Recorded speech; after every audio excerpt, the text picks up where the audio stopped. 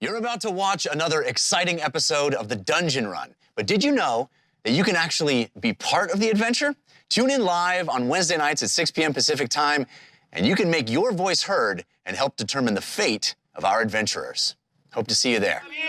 Good evening, friends! Welcome to another episode of Forbidden, our terrifying, heartfelt, emotional, chaotic, mind-exploding Call of Cthulhu series. yeah, all those things are accurate. How we doing, loves? We are here. We've got Rachel, we've got Surena, we've got Lexi, we've got Alex on the ones and twos tonight. Thank you so much, Alex, for joining here with us.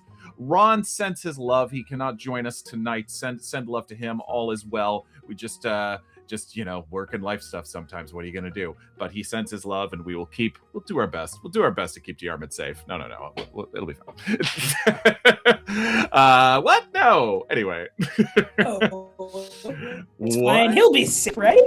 He'll be fine. By the way, happy Pride Month, friends. It is now June. Yes, happy Pride to all.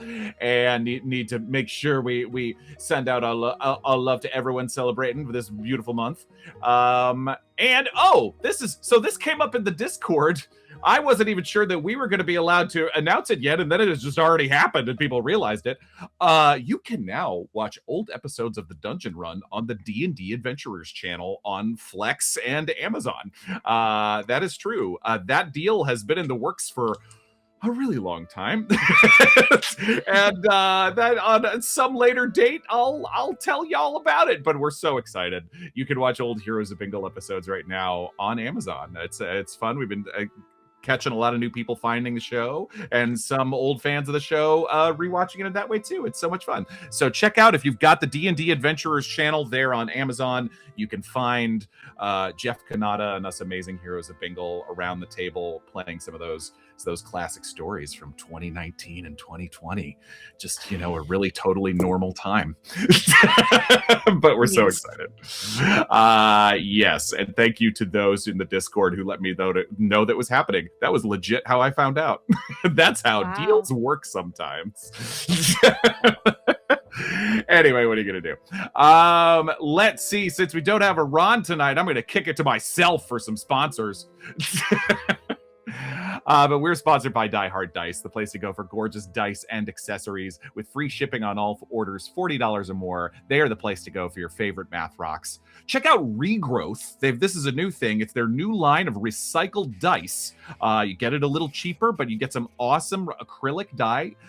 They go and make sure that you know that they go through the whole process where, they're recycling extra bits of plastic into beautiful recycled dice. It's a vehicle for positive change, as they said. Something to check out. Check out Regrowth at Die Hard Dice, where you can promote sustainability and get some awesome, slightly less expensive dice for yourself. Check that out.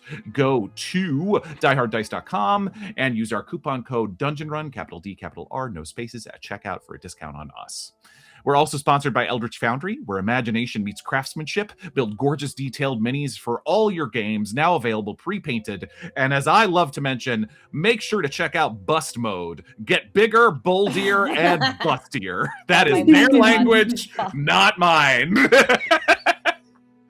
I believe I was the one who decided to use the phrase "bustin' makes me feel good" from Ray Parker Jr.'s classic song about the Ghostbusters. But no, in this case, we're talking about Bust Mode from Eldritch Foundry, where you can immortalize your favorite characters, not just in like a miniature like map figure, but an actual like Roman style bust statue. They're not that big, but they're still bigger. They're very cool. If you want to basically, as I said, immortalize some of your favorite characters that way, that is a way to do it. Check out Bust Mode and all the other awesomeness going on at eldritch-foundry.com. Be sure to use our discount code The Dungeon Run, capital T, D, and R at checkout. But our show is made possible by Patreon. Go to patreon.com/adungeonrun for all the incredible bonus content. For just $5 a month, you get access to cool behind-the-scenes content and our after-show Short Rest, exclusive only to you patrons. Short Rest of this show. If you're not watching the Short Rest of this show, you're missing out. Like we're fire on the short rest around here. I just want to say it.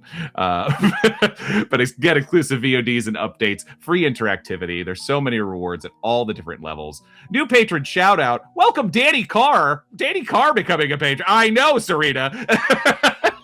We love you, Danny. Thank you so much. I know. Thank you, Danny. We love you, and thank you for supporting the show. But there's so much more fun to be had. Get over to patreon.com/thedungeonrun. As you all know, we are an interactive show where you have the chance to affect our story in unique and surprising ways. Use our custom Twitch extension or the link you can find in the About section of our Twitch page, or you can just go to streamelements.com/thedungeonrun/tip. Now, there are 2 ways to help or challenge our players. You can choose to give bonus or penalty dice for any player or the keeper. It's just like advantage or disadvantage. Also, you can gift any player the power of luck. We're giving you the option of adding 10 luck points to any player's stash that they can use to turn a failure into a success. As a matter of fact, Lexi, I have some good news for you. For me? This month. Oh my goodness, I've got more. This month, Angel Devilson has decided to give 10 luck points to you, to Eden. So please mark that down for your benefit. I need it. Thank you. I was going to say, so I feel like you've been spending it pretty well lately, which might be my fault. I spent a lot all at once, and you let me. Is what happened. Got it. Interesting. Oh, and I got here 2-0 Mask as giving 10 luck points to a random player. Let's see. Ron's not here, but roll. So we're gonna go. Take that, Ron. Just kidding. Right. I hope you're All right, doing here okay. we go. This is how take that, Ron. Ha. 1 is Rachel, 2 is Surena, 3 is Ron, and 4 is Lexi. Here we go. That's a 1. So that gets 10 luck points to Lorelei from 2-0 Mask. Thank you, friend. I got low anyway. So yes, if you there's multiple ways of letting us know about how you want to use your free interactivity. You can let Angel Devilson know in chat, and she will send it up to me. Thank you, Angel. You're always crushing it with that. We so appreciate it. Or you can send us notes, and you can send me directly notes on Discord or on the Patreon, and we'll see it that way. Awesome. How we doing? Anything else? How are we feeling? Doing all right? Feeling good. Some great horror in the movie theaters right now, friends. If you're fans of horror and want more spooky stuff, there's Obsession. I still got to see Backrooms, which I hear is great. Yes. Blowing up the box office out there. Loving the summer for us. Yeah. Great. Okay. It's almost like we have a lot of horror fuel going on in 2026. I know. So inspiring. What a time.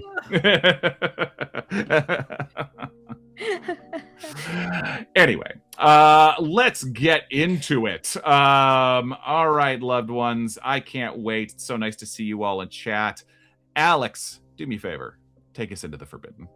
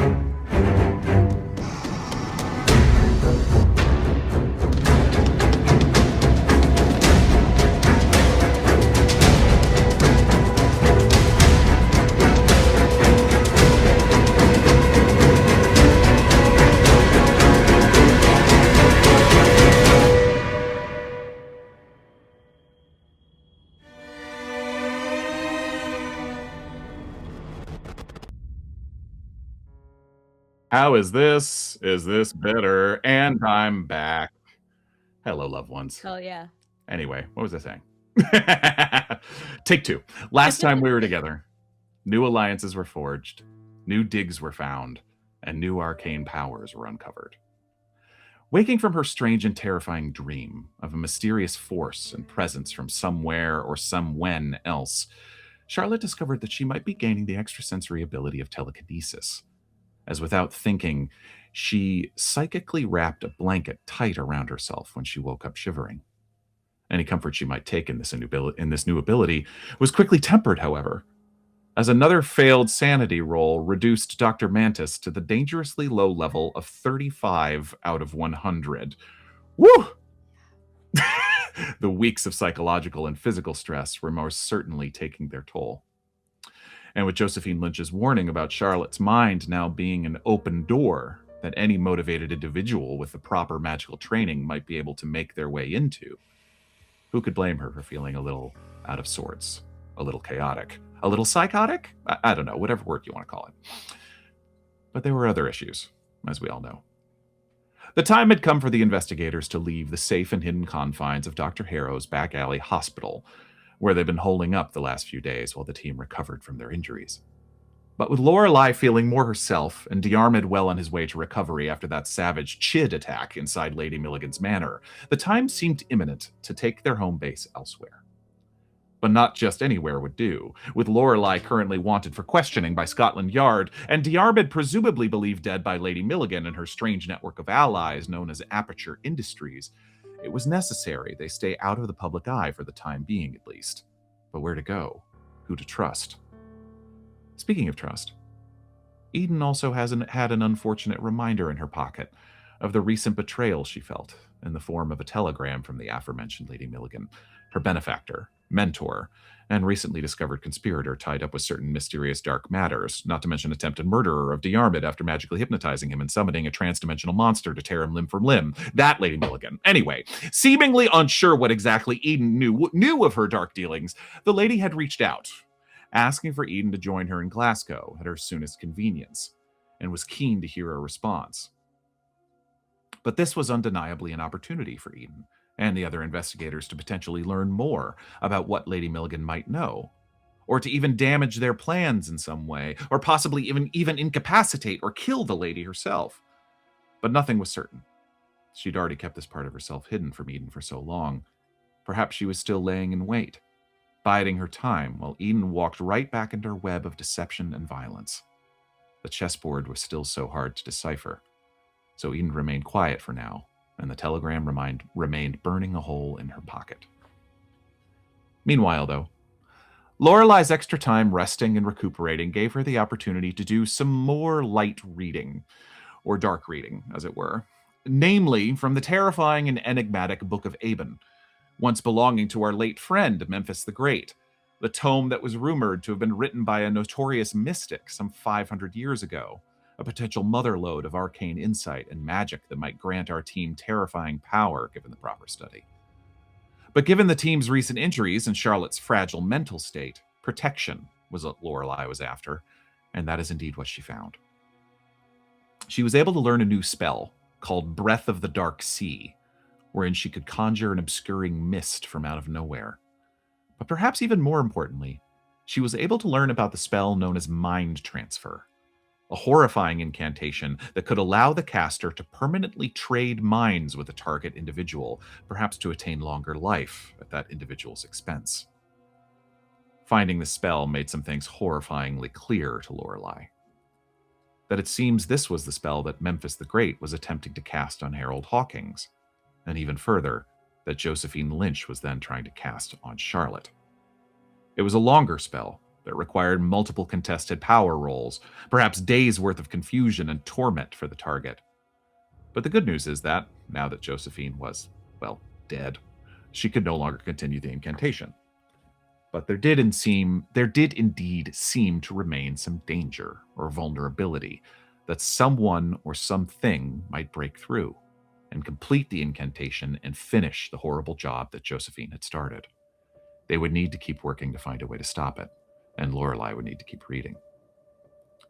While this was going on, Eden and Charlotte sought out the assistance of Eden's uncle Montgomery Danforth, who they had not seen since the immediate aftermath of their conflict with Memphis and the solving of the mystery of his 3 dead criminal compatriots. Their last encounter had some rather strong doses of tough love delivered by Eden for Monty to take some long looks in the mirror. But now it seemed that they needed his assistance in dodging the authorities, something it could be safely assumed Monty had some experience with. After Charlotte had a charming interaction with an up-and-coming mixologist at Monty's bar, the two investigators sat down with Eden's uncle and laid out as much of the current need as they could, while still keeping Monty ignorant of some details for his own benefit. They were thankful to find Eden's uncle very receptive to their plight, eager to be of help to his last living blood relative, and even inquiring if there was anyone he needed to hurt for her benefit. He was assured that wouldn't be necessary, at least for now. For his part, Monty provided them with keys and a direction to a safe house an hour outside of London, a quiet cottage in the village known as Cookham in Berkshire, a perfect getaway if you needed to get out of the city for any variety of reasons. He would also be working on falsified documents for the four investigators and eventually train tickets, but that would take a little more time. More than anything, the two Danforths exchanged kind words of concern and hope for a continued mending of their relationship. And Eden gave him a gorgeous Mont Blanc pen as a token of gratitude, one that previously belonged to Lady Milligan, but he didn't need to know that. He gratefully accepted it, though it seemed the opportunity to simply be her uncle again was gift enough. Lastly, once Charlotte and Eden reunited with their friends and the four of them began their preparations for a move to the safe house, they were surprised by the return of Mildred, Lorelei's good friend and bookshop owner, who'd been exceedingly worried about her friend, especially now that she was a wanted woman. But more importantly, this time she brought with her the news that Lorelei's old friend, Professor Julius Arthur Smith, renowned parapsychologist and academic, wanted to meet. It seemed that perhaps help might finally be on the way. And that's where we find ourselves tonight. Actually, where we find ourselves tonight, as I mentioned, is maybe a day later. The four of you, having moved out of Doc Harrow's back alley hospital in quotations a bit somewhat, find yourself, as I described, in this village of Cookham in Berkshire, a region to the west of London, maybe an hour outside the city. The group of you probably, I'll say, I mean, if you'd like to think of some other way, absolutely. Actually, no, this is an interesting question. Is Lorelei utilizing some form of disguise at this point, or what's the thinking here? Great question. I mean, of a tasteful veil, perhaps, or any number of things could work, I suppose. Yeah, I mean, at the very least, it's a hat and sunglasses situation. Sure. But I don't think we have a whole lot at our disposal, so... As we've noticed, like you guys are well funded at this point, but go ahead, Charlotte. I was gonna say we have some items from Lady Milligan. We can make you look like a starlet who is hiding. If Charlotte, she's you must take the coat off. It's you're right. it's fancy. It really is, and luxury. it's sensory. It might be better. It's nice. It might be more useful if Lorelei wears the coat, though. However, is it smart to bring a lot of eyes to me, even in disguise? I think it might be more smart if I just blended into the crowd instead of stood out as a starlet trying to blend in. Do you know what I mean? Or perhaps one of you could be the starlet in disguise, so everyone is looking at you and not me. Interesting. That's true. Maybe, Charlotte, this is where you might shine. I mean, I did just buy a suit, so I have some leftover clothes in case that would be helpful. They're pretty big, but... I'm gonna point out. We can make it work. I have faith in us. I have a fancy cloche somewhere. Some sunglasses. Yeah, if we are loud and distracting, then you'll just blend right in. So it's not disguising you, it's making sure that we're just brighter. Taking the attention, yes. Yeah. Diarmid and I can hang back and stroll a couple paces behind you, and no one will look twice at us. Perfect. And honestly, as a woman, do you feel like once you got to a certain age, everyone kind of ignores you anyway? Do you think about that? Not necessarily, but I'm also positioning myself in social circles as somewhat of a mystic. So I think, yeah, I feel like, in your 20s, everyone's, sure. treats you a certain way, and then once you hit your 30s, it's like you might as well be invisible. Wait until you hit your 40s, darling. Oh. I think it just depends on what you do with that invisibility. I quite like being invisible. Has its Right. advantages. Well, we will make sure that you are as invisible as possible. Thank you. You're welcome. So whether it's through car service or, you'd probably feel a bit more exposed on the train or anything of that nature. So perhaps a private car or a cab of some sort would be the wisest, I think. I'm sure Diarmid would probably have a strong opinion towards that. If I were Diarmid, I would assume he would suggest we take multiple cabs. Yeah, separately. Everybody separately make their way there. Sure. With circuitous routes and different serpentine. Yeah. Makes sense. But eventually, we'll say in the early evening, you arrive at this modest brick cottage at the end of a narrow lane on the outskirt of this quiet village. From the outside, this house looks entirely forgettable. A sagging fence, a soot-darkened chimney, curtains kept politely shut against the world. But as each of you arrive, Eden, you have the keys. You're probably a little bit of a ragtag. It would probably make sense if you arrived first, Eden, if you were all coming separately. Yeah. However you all would like to do it. If you'd like to say you arrive at the same time or separately, I'm down for whatever. I do think Eden would like to arrive first, simply because she is used to preparing the way in her work. Good point. And so she would do that for her friends. Yeah. You show up, double checking the address given to you by your uncle and these keys. You weren't told much else. But yeah, as I said, you don't really know what to expect when you're told you'll find a safe house at this address, but it's a pretty unremarkable village house. And as you let yourself in, you kind of exhale because inside, it's what I would describe as, it's not large, but you'd describe as unexpectedly comfortable. Not luxurious by any means, but lived in the right ways. The front room is small and warm, with a coal fire laid in the grate and furniture that, while mismatched, is solid and clean.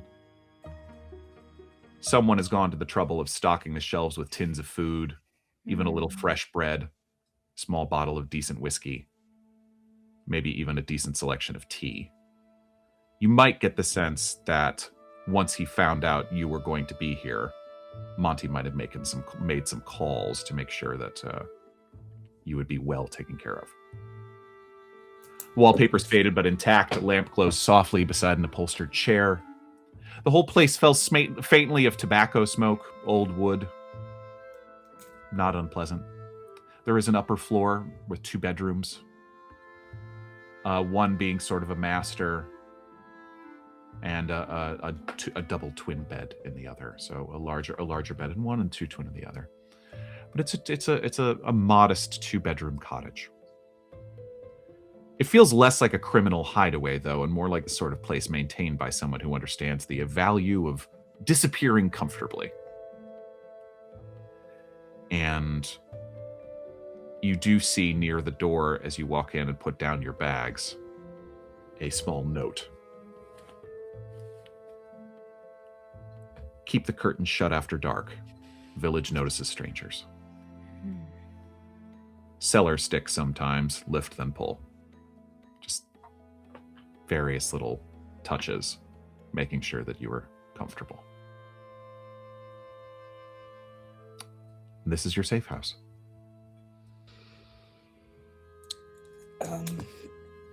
I think as she is walking through, there is like such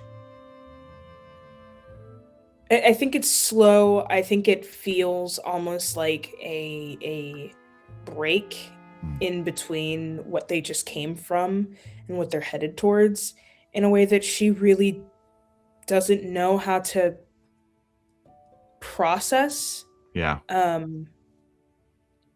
I don't think there's a world in which she regrets meeting anyone on this journey, but this is definitely a better taste of the life she was living before.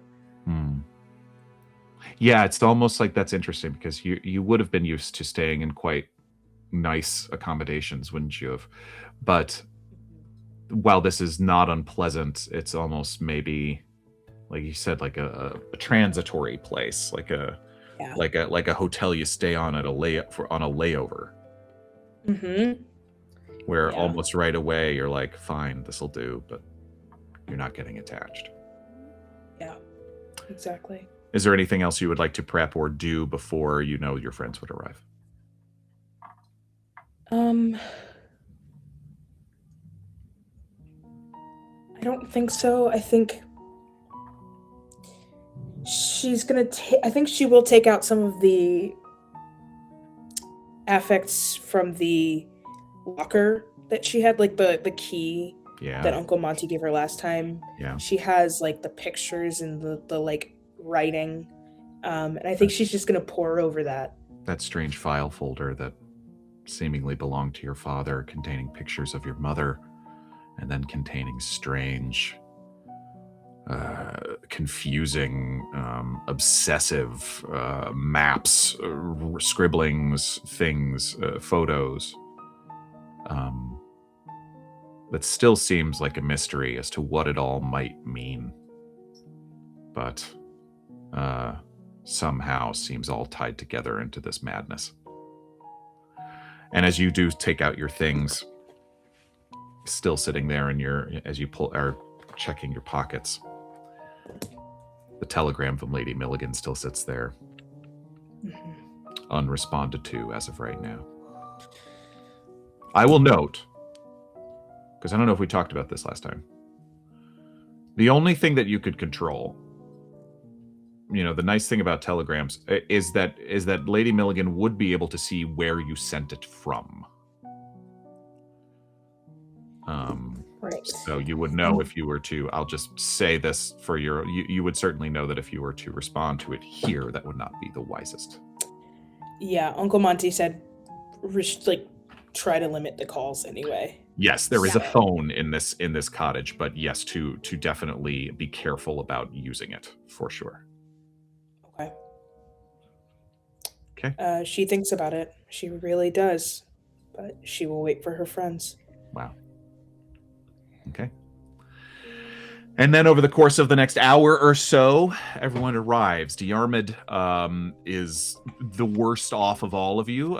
Certainly still after suffering some pretty nasty puncture wounds. In fact, maybe Charlotte, you travel with him.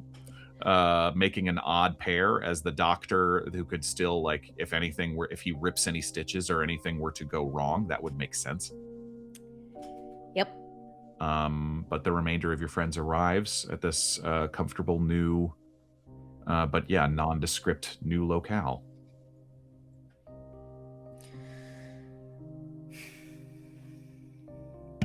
Quaint. It's very cozy. It's nice. I like it.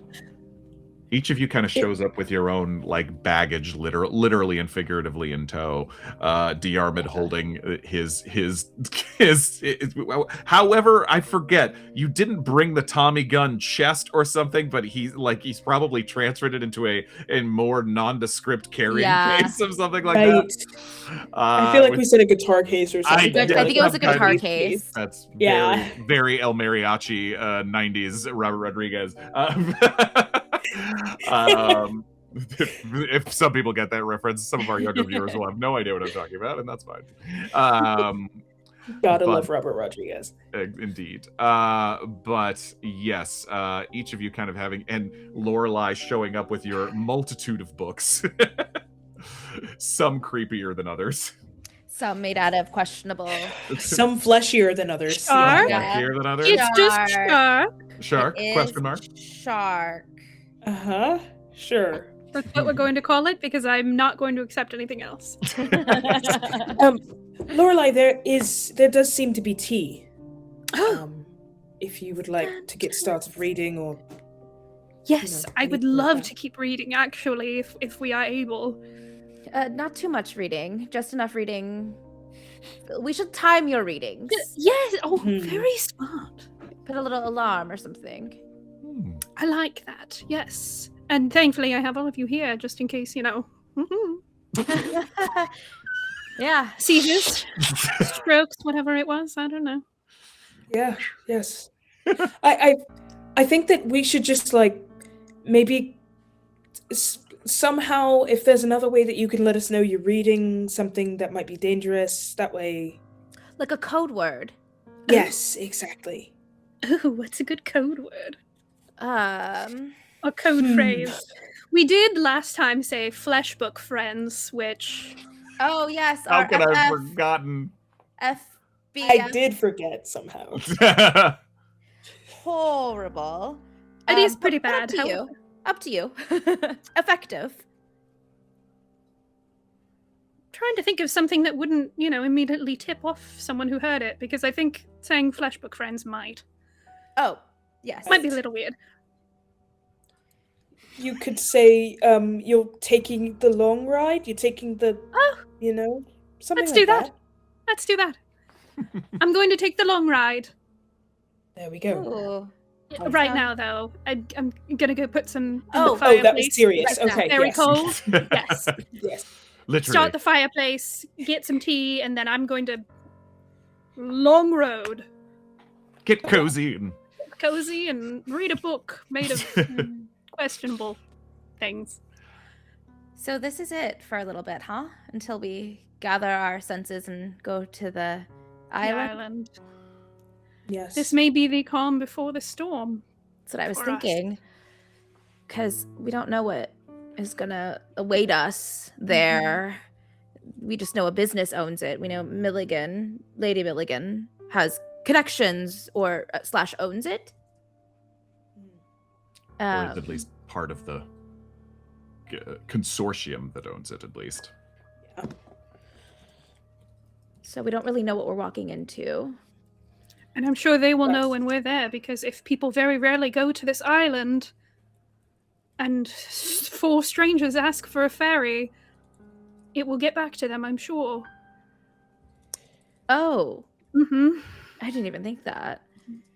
Yeah. Unless we pay someone off handsomely, or we that- get our own boat. I think it's easy. I think it would be much easier to pay someone off than it would be to. Monty. Getting might be that able is to help much us, right? tough.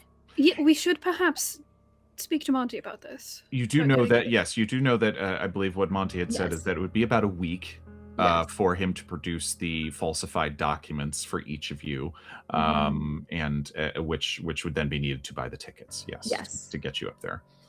Yeah. So we have a week at least here. And they wouldn't know it was us. They would think it's other people, which is relieving. The We only don't thing get to that choose worries our me- names, huh? No, we don't. Oh, I'm excited That- to see what we get It's called. kind of a more privileged thing to choose the name you get to choose. Yes. You know.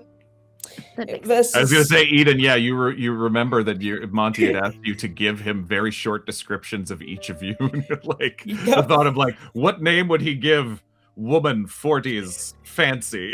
You know? Yeah. Brown take that. hair. I think it's Exactly. exciting. It's like getting a code name. These are our code Yeah. names. I do. It worries me. What does? All of it? Me too. Yes, in general, a general sense of worry constantly. No, just how long are we going to be able to keep up a charade on the island? I mean, Nothing is there, and no one is there. And if 4 strangers suddenly want to go to this island, I just can't imagine it'll keep quiet for very long. well, you're right. I think the only way to keep it quiet if we get caught at all is to make sure that it's in their best interest not to tell, right? Mhm. Either I don't know, extortion and letting them think that we have something that could ruin them publicly, that they'll have to keep a secret, or fear of death, uh, or provided any survivors leave to tell the tale of us being there. I don't know. I'm just spitballing. Don't we have something that could put them under?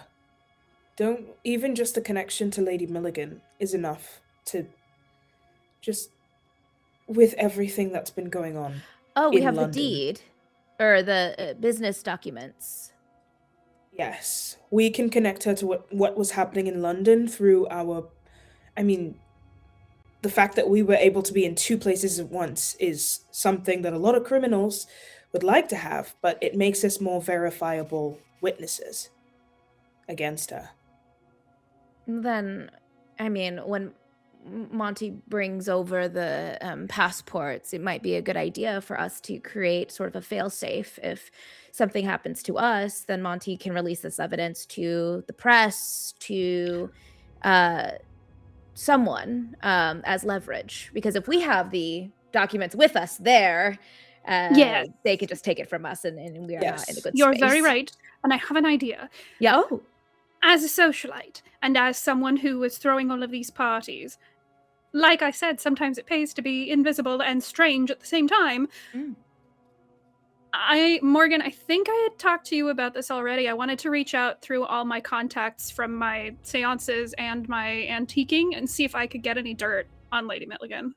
Yes, yeah, you'd mentioned it. I think that how you would do that would be would need to be very careful. Mm-hmm. And but yes, we can certainly look into that. In fact, that is something I wanted to say, which as we ended last time, you were told that that Professor Smith wanted to make contact with you.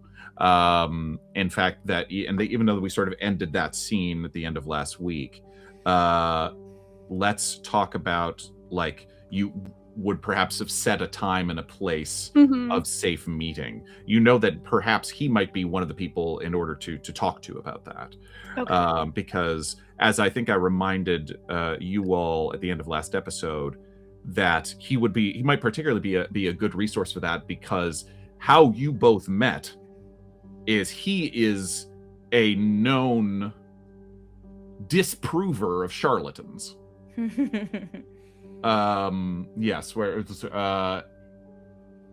he spends most of his time when he's in London speaking at the University of London or reading at the British Museum Library. But he is known primarily, specialties of European languages and archaeology. But yes, his passion seems to be mostly of disproving false mysticists and things of that nature. So that is perhaps how the two of you met, and knowing and running in some of those similar circles. Perhaps you thought you were rivals for a little bit before realizing that there was something about each other that you quite liked. Yeah. Does he have an office at the university? He does.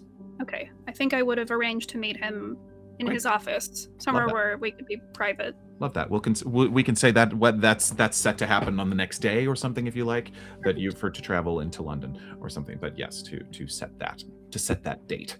Perfect. Great. But yes, in regards to finding out more dirt, if there is any to be found on Lady Milligan, so you reaching out into your network of friends and family, he would certainly be valuable for that.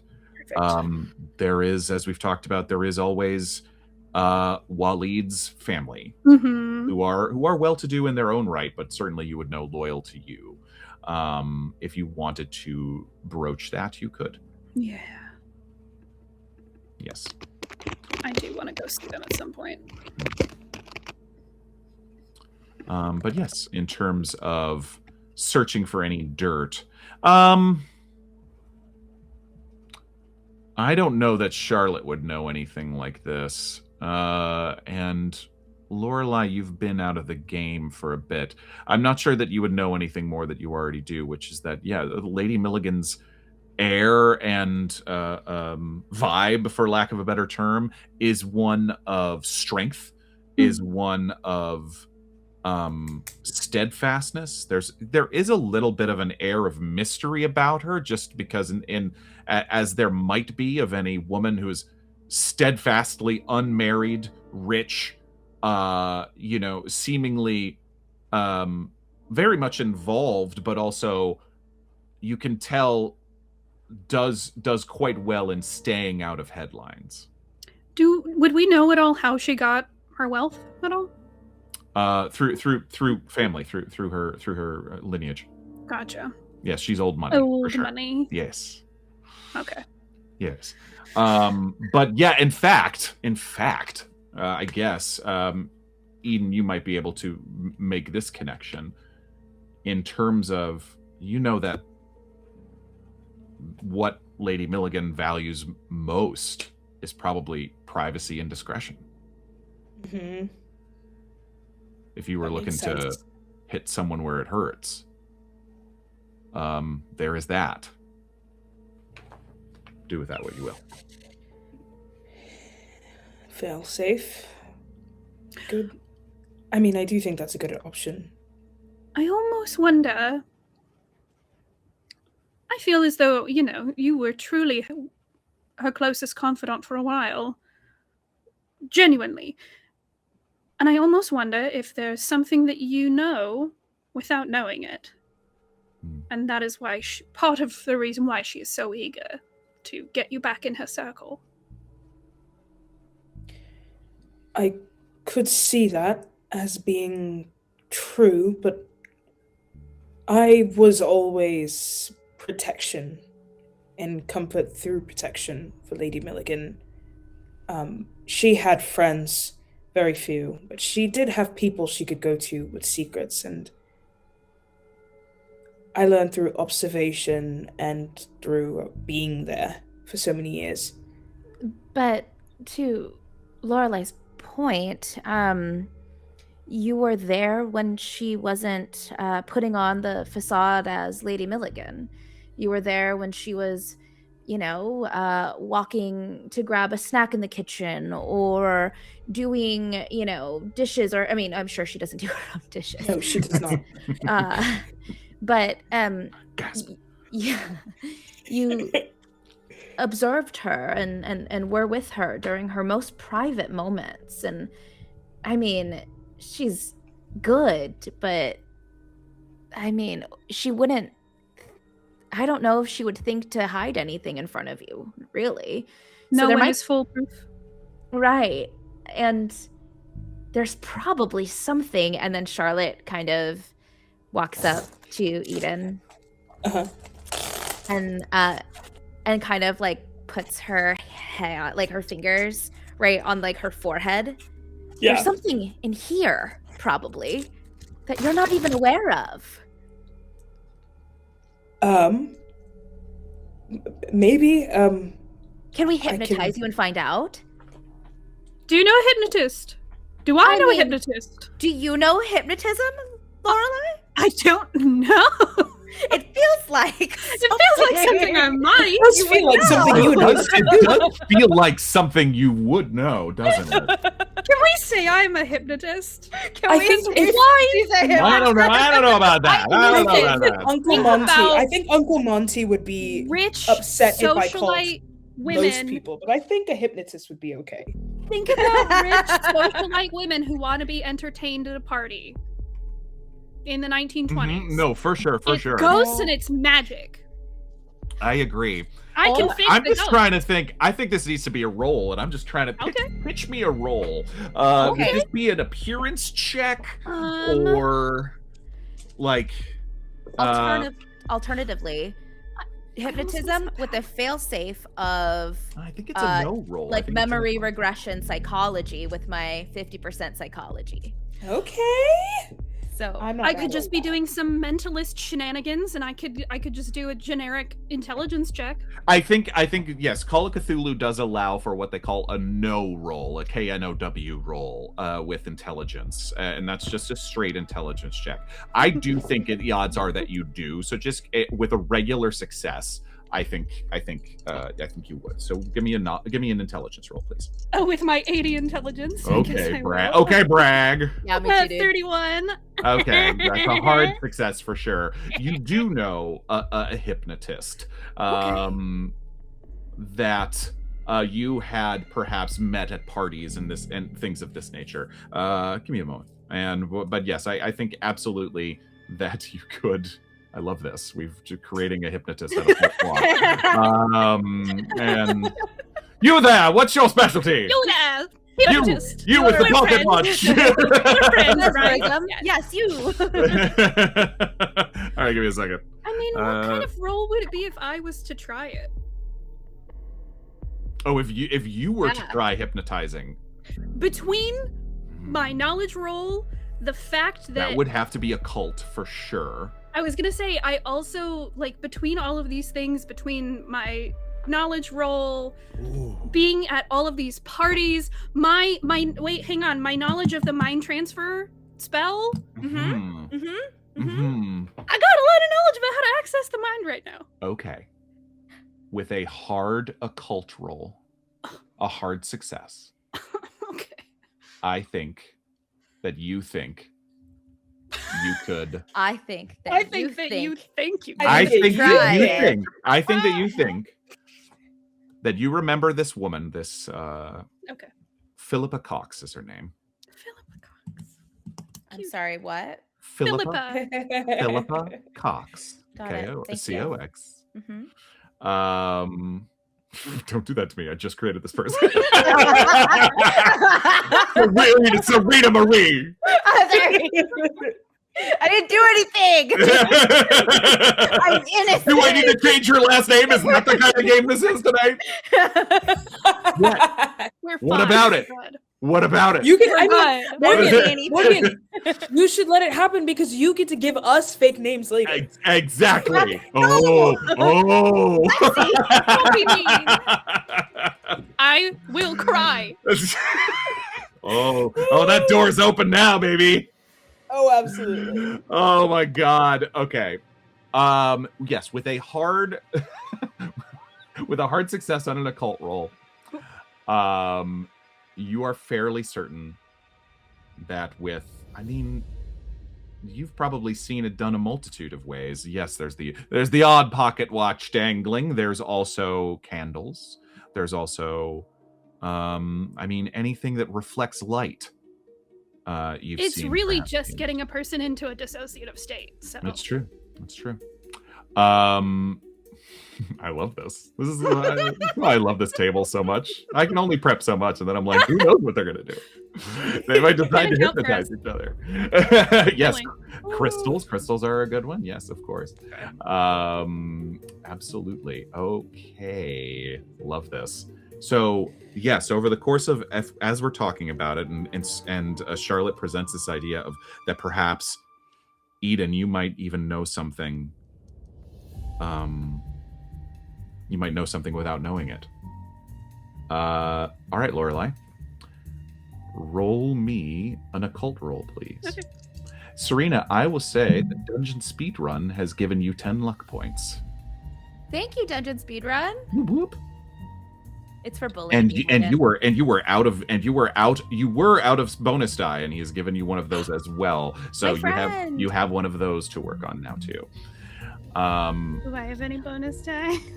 So here's the thing, Lorelei. What? You have a bonus die from Just Jules that was countered by a penalty die from Tuo Mask. That I believe was random, and it happened last time. That's wild. Tuo Mask likes to give out a random die, and he chose to give out a random penalty die, and I rolled for you, my dear. Well, I'm sorry. What if we do both? Would that be? So we do both? roll is We what it honor is. the- How bad we talking? How bad? 96. Whoa. Whoa. That would be a lot of luck. Yeah, I'm not doing that. For hypnotism, if I already know a hypnotist, no. I'm not doing it. I'm not gonna attempt it. Got it. I don't feel confident. That would be accidentally poke her in the eye. Oh, yeah, what do you tell me to do? Like, how do we prep for this ritual? I think she sits you down in a chair and she lights some candles. She fully sets the atmosphere and she sits in front of you and she gets on. This is probably the first time you're saying this, actually. She has this persona of the mystic when she's doing her stupid socialite parties. I think she puts it on and she sits there. She opens her eyes and she looks at you. Oh, I've forgotten how she did it. Oh no, I forgot how she had this whole introduction speech and I completely blanked. I thought I had it. She blows out a candle. She's like, all right, get ready. I don't have the right crystals. Do you? Yes. No tourmaline. Can I try something then more scientific before we call somebody and accidentally loop them into something that we will then have to tell them more information about? Mm-hmm. Phone a hypnotist. Phone a hypnotist. Okay. From our psychologist, yes. You're the one with the psychology ability. Well, so Eden, you're already sitting.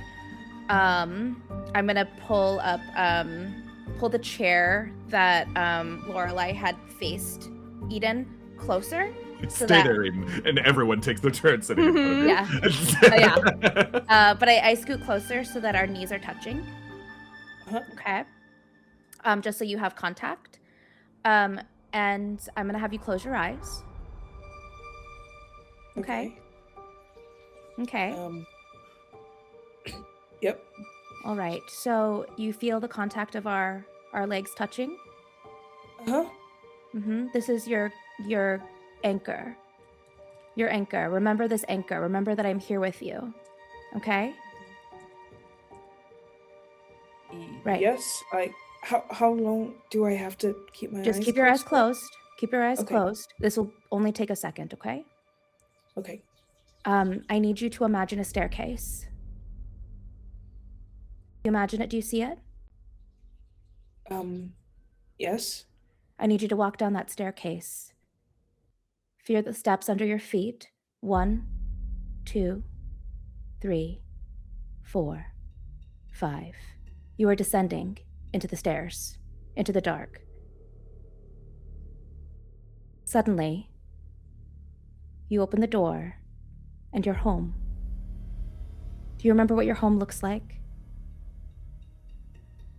Yes. What sounds do you hear in your home?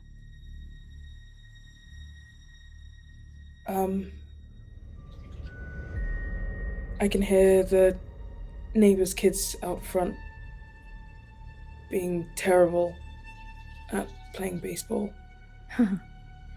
No, what else? No, it's okay. Well, I want you to walk into the main room. Feel the warmth of a fire. It's winter. The kids are playing outside. You hear little birds chirp, and you see Lady Milligan. What is she doing? Embroidering. What do you feel as you watch her embroider? I think I feel safe. She has Like to I go. recognize her. She gets up. She has to go. Where does she go? She walks past me out the door. You follow her. Where does she go? She goes out to her car. I'm driving her, I suppose. She waits for me. I get in the front seat and I begin to drive down a long road. I think it's her driveway. Where is she taking you? She continues down a path. It's a winding road. And I'm driving all day from the sun rise until it sets. And I I see a building.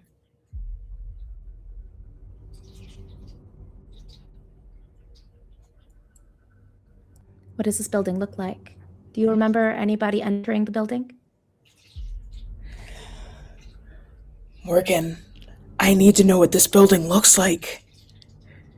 You have to tell me what this building looks like. And I can roll a psychology if you'd like. Oh. I love this. Yes, 2 rolls, please. Charlotte, I need you to roll a psychology roll. Mm-hmm. And Eden, roll an intelligence roll for me. Intelligence, I'm going to say you need it to be a hard success. Okay. Get my little sheet. Both of you do have bonus dice if you want to use them. I'm going to, instead of using my bonus die, I'm going to use my luck points. Nice. I rolled a 67 over 50. Okay. So I'm going to, whatever it needs to, 13. Okay. Got it. I rolled a 38 under 75, so I will spend a luck point to make that a hard success. Oh, nice. Is it bonus die or just a luck point? Just a luck point. Why not? Clutch. Yeah. Clutch. Okay. What is this building? It's so funny. In this mind palace that Charlotte has kind of helped you construct and find, this memory that wasn't quite... Lady Milligan never visited your house with the neighbor kids when you were growing up. Those 2 things are incongruent. But still, here they are. And there are fragments and pieces of this memory in your mind that are coming back together. You accompanying her somewhere. It is a building in London. You didn't come with her to London often. But you did this time. Maybe once or twice others. Nondescript. Not a warehouse, but just one of those, like, just like massive monoliths of offices and things of that nature that are common, that is beautiful on the inside. Someone actually obviously put quite a lot of work into decorating, into all of the corporate and commercial clients having this place, that occupy this place. But you remember entering this building behind her and walking the halls. Metal and candelabras with real, like, flaming candles throughout them, but it's quite large and echoing.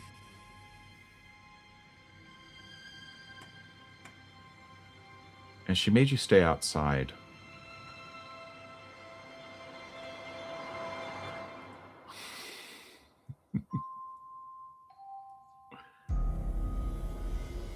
Because where she went, tucked into this, deep in these things, you were rather surprised to find a small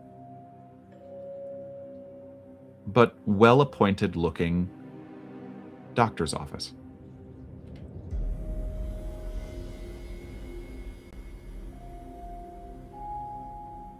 And you remember a name.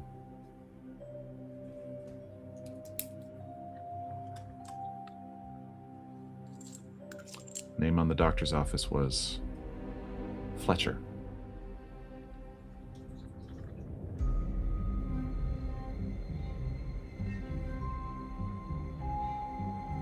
Dr. Ernest Fletcher. And you stayed outside and just waited in the hall, which you've done dozens of times, but this was I don't know, it was odd. You never quite see her do anything like this before.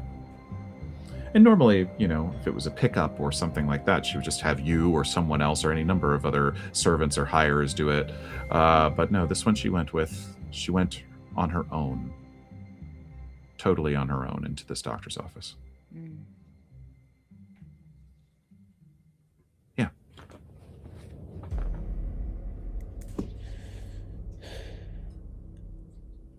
That's what you remember. Mhm. The building itself, you don't remember the name of. You'd probably know it if you saw it again. You definitely know the inside if you saw it again. The outside is just,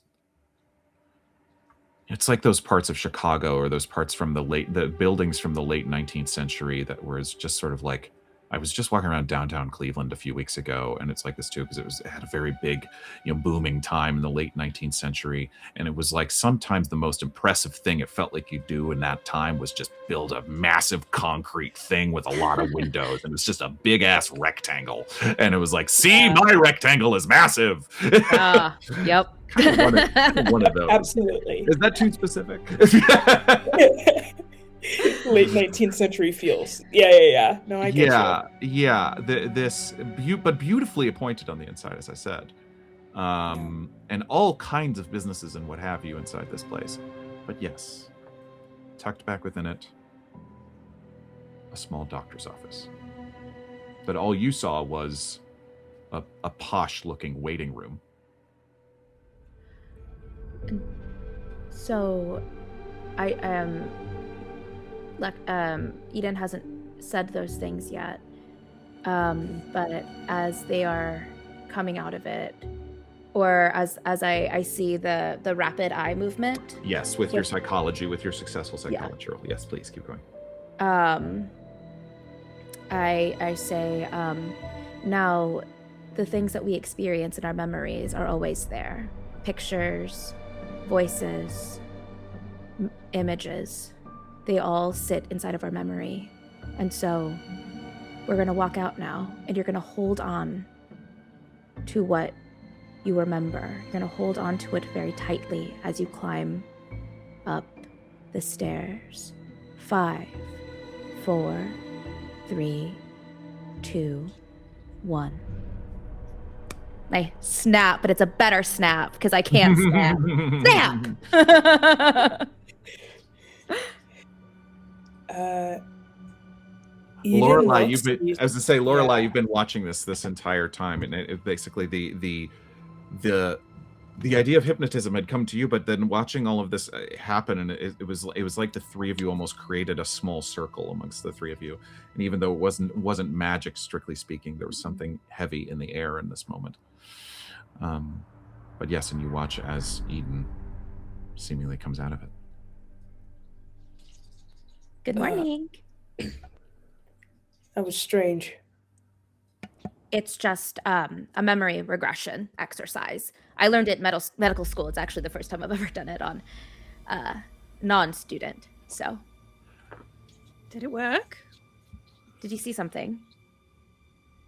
I think I did. There was this long fortress of a building. I think it was offices. All of it was offices. Oh, I was going to say, was she in prison? No, that would be quite interesting, but it seemed something like that. Being in an office is... I need the forest, you know. But I remember having that thought when I was walking through, and we walked down many corridors, and then I remember the nameplate on a room I was not allowed into, Dr. Ernest Fletcher. No. Does that name ring a bell for anyone here? Lorelei, roll me a no roll, but it would have to be pretty high. Straight intelligence? Yeah, intelligence. Okay, I can do this. It's an 18. Under an 80, so, you know. 18 under 80, is that extreme success? It's 2 away from an extreme So you could success. use so 2 I'm laps. gonna- Okay. Yeah, Okay. I'm gonna do it. Wow. We roll in. I mean, my dice had to make up for the 90 whatever. A 96. 96. 96, dear Sometimes gosh. you roll, and sometimes you don't. You have heard of Dr. Fletcher. You might have even met him in passing years ago. You've heard of him because he is a physician who his clientele almost entirely consists of very wealthy people. And with your extreme success, I'll even give you... His field of practice? Well, it's kind of one of those things where if you would straight up ask him, sometimes he would be kind of cagey about it. Okay. But just to hear him speak or to hear him, you would get the sense that neurology.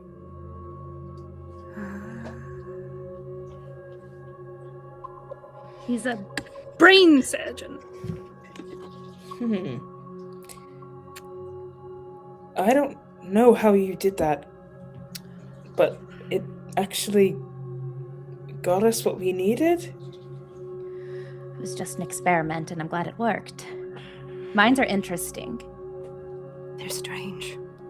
Speaking of, I'm wondering if this means she had a tumor, and perhaps she is also trying to find a way to move into another body. Oh my god. That was my fear! As soon as you said doctor, I was thinking, oh, she's got some fatal disease and she is in cahoots with these people because she's trying to work out how to do a mind transfer because her body is failing her. Something like that. Whatever. My You know, the mind rich- did go the- to a similar place. Horrible rich people don't want to be rich forever, they want to live forever. They don't need But- wealth and whatever. I don't remember Lady Milligan suffering from anything more than a cold or, things in the wintertime that might get you down, but I Don't you don't know think her? I've ever noticed her.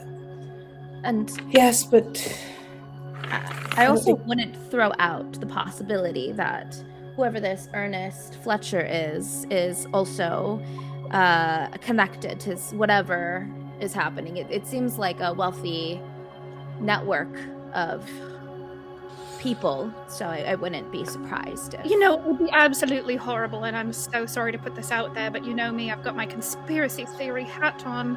I'm one of those older women now, my god. How horrible would it be to have a doctor to very wealthy people who knew how to do the mind transfer? That's what I was thinking. That's not conspiracy. At this point, what is Conspiracy. conspiracy for us? Because Yes. it Because could I'm like, all if be you're a possible. doctor and you can provide a service to people, To very wealthy people For who a want cost. to live forever, yes. and I mean, our oath is to not kill. So what's the opposite of kill? And oh my god, my very ex, he was fully murdered. Associate was trying to also live forever, and he was a doctor. So it doesn't stray that far from the imagination. Morgan, Yes. I would love to know. I'm loving this. Please. I would love to know. Yes. How do I say this in a way that isn't exactly the answer to this question? How did I feel Lady Milligan was handling Mhm. the transition into the end of life? Yes. Interesting. What a Like, was she fascinating like, question. I'm ready? Was she like, I'm happy with it? I've left it. I've got my will drawn up. Like, I feel like I would know. That's not something, like, even people visiting the residence to take care of a will. Like, if I never saw anyone do that because she's planning to skip, that's important as well. And also, there's probably little side comments that she's made about getting older, if that was a thing, or worry comments. Yeah. What a Yeah. very fascinating question. I was about to say that, yes, I think one of the reasons that this, when Charlotte started to probe this part of your mind for something that just seemed out of the ordinary, why an episode like this might stick in Eden's mind is that it was Mhm. quite out of character. And part of the psychology of asking this is like can be part of an actual meditation, is where I pulled it from. Mhm. You've asked this entity, this person, to leave and you follow them. And so your subconscious will tell you, your conscious, where to follow it. So there was no other directions aside from that. So the fact that you went to this building is really significant. Yes. Yes, and so it stuck out because it was out of character. This, even though you had been with her for quite many years and grown to feel quite comfortable with her, and it is sort of one of those things where, particularly given the class of British society, given things of that nature, there's just, you could tell she valued you. One of the things she valued about you was boundaries. Yeah. And so I'll certainly say that from time to time you, I'm sure, witnessed the end of a checkup. A doctor coming to visit that was perhaps taking her blood pressure, things of that nature. I don't think you ever saw anything about a will, or, in fact, I feel perfectly fine saying as if that had been a wonder of yours. The fact that this part of aristocracy is so, at least all of the others that you would meet, and you would see these other nobles coming in throughout the house, and that you would bump into, and most of them would be completely insufferable, of course. And you and Lady Milligan might even laugh at them, because almost all of them were just obsessed with legacy, obsessed with bloodlines and things of that nature. Whereas Lady Milligan had no children. She was not married. It sort of made her more intriguing in a way, as if she was living more for the present. But now that you're being forced to kind of look at it a little bit, no. It's very interesting. No. I don't think you would have. I think while you two are, I think Eden has been defensive so far of Lady Milligan, but even just throwing that out there has made her do this inventory. And as you two are still continuing, like, you two were pretty bubbly about, like, oh, I'm on the same train as you. I think you just see Eden kind of like 1,000-yard stare as she's having this realization. Eden? Hey, sorry. What are you feeling right now, Eden?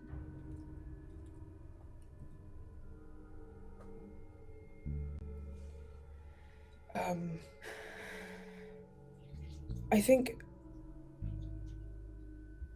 stupid. It's not stupid, whatever it is. It's you. Nothing you say is ever stupid. How could I have gone that long without thinking, without seeing this? Because she hid it from you on purpose. It's not that you were dumb, you just trusted someone and you loved them. And sometimes that makes us vulnerable, and that's perfectly okay. You had no reason, Eden, to suspect her at all. You know, you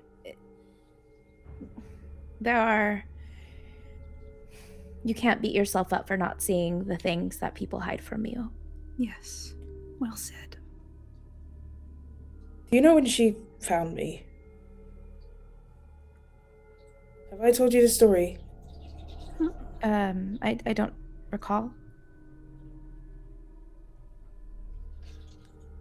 I was hungry, and crime seemed to have at least some of the answers, and so I planned something. I found this beautiful house at the end of a long drive. A lady who I realized lived alone. and I tried to break in. And it went so poorly, and it could have changed my life forever. But it's almost like she laughed it off. She let bygones be bygones, is what she said. Hmm. Do you know how terrible it feels to not know at what point I stopped being someone she cared about and started being someone she was manipulating? Was it then, when she found me? Both things can be true at the same time, unfortunately. Humans are so multifaceted, so wonderful and so terrible at the same time. And I just don't want to see you beat yourself up about it, because it's not something you could have foreseen. And I mean, it's hard to know when she learned about things she learned about, and the timeline between that and taking you in. You know, who's to say any of that is connected at all? I mean, if she's willing to take you in, give you a place to stay, I mean, it seems like she's pretty open-minded, and that could also, lend itself to other things. But I had a psychologist friend who had some patients dealing with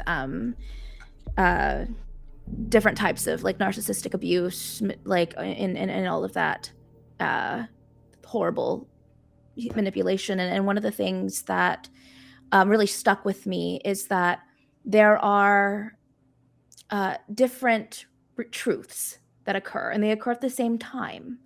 There's a truth that you did have a loving relationship. That is your experience. That is your experienced truth. And there's the other truth that they are not who you thought they were.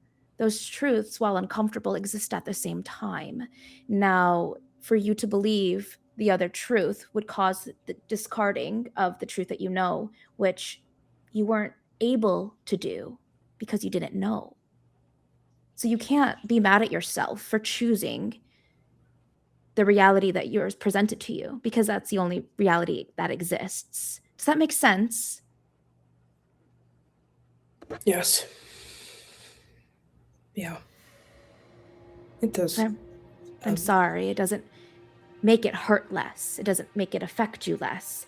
It's just a vehicle, a methodology to help when it feels heavy.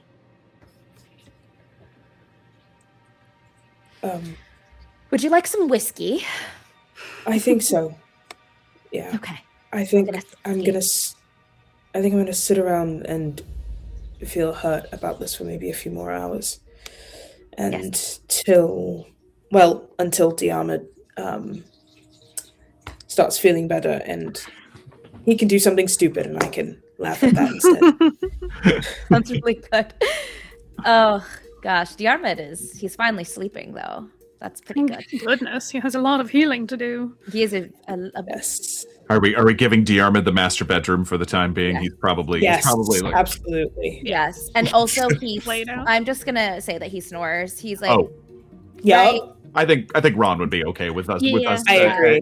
gifting him that. Mhm. Absolutely. So. Oh, the lore drops tonight, I tell you. Okay. But yes, as a rather strange first night of christening of the new safe house, if you will, of a moment of repressed memory and strange information that doesn't quite know where it leads, but I described it as a chessboard earlier, except where you can't quite see all the pieces yet. But for some reason, it feels like a little bit more of it just got revealed. Is there anything else anyone would like to do before they go to sleep? Oh yes. Keep on reading, or Is that long ride? Rachel's getting me worried. Okay, great.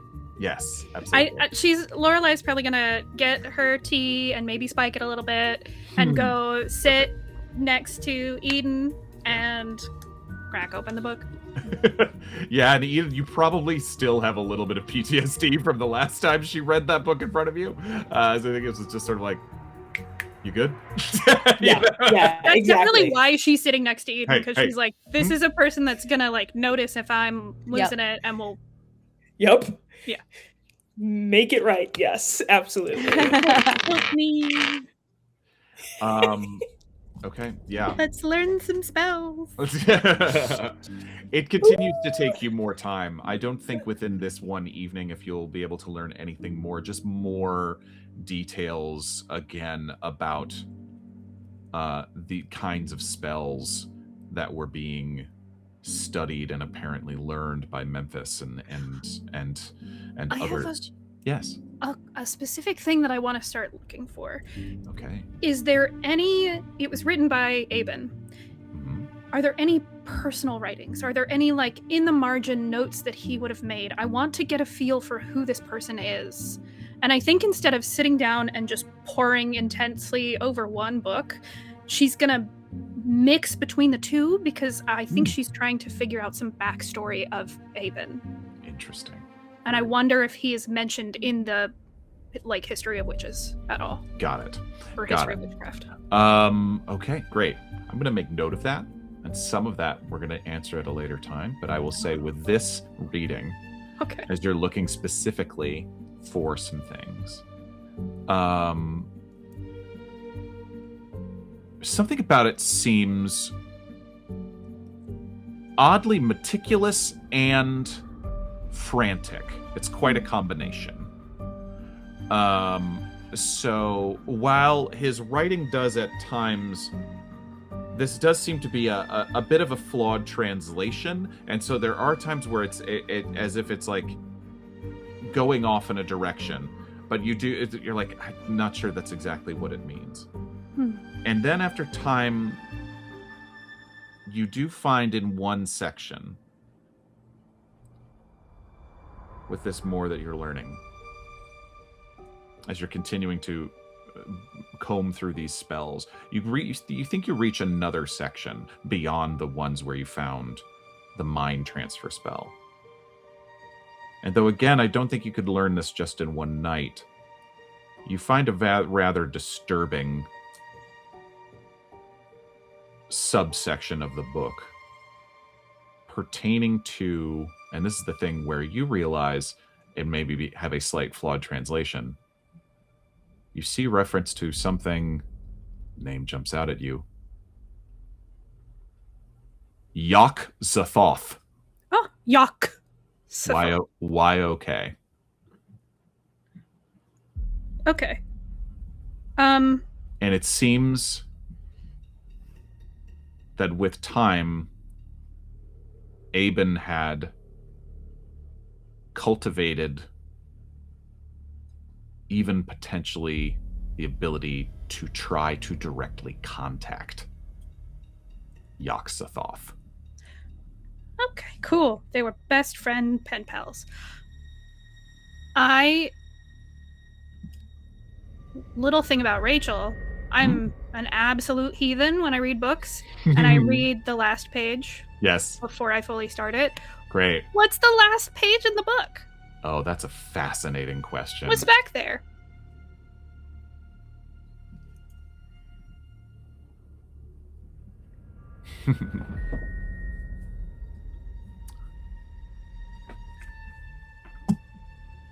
Immediately lose 20 sanity? No. Okay, great. No, that's wonderful though. Work. The end of the book. Just hoping for answers. No, hoping for as if finding the end of the equation will help you skip some steps, or just, because you are, as you said, searching specifically for answers, and this will take you seemingly weeks, apparently. But by skipping to the end of the book,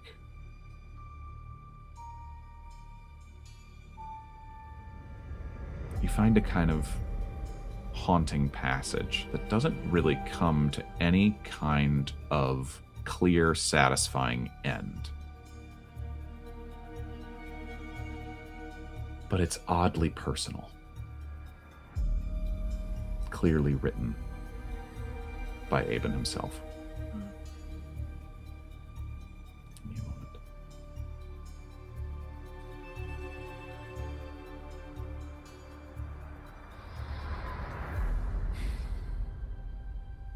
This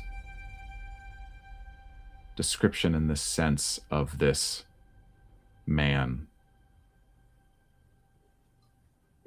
half sentences, fragments of thoughts,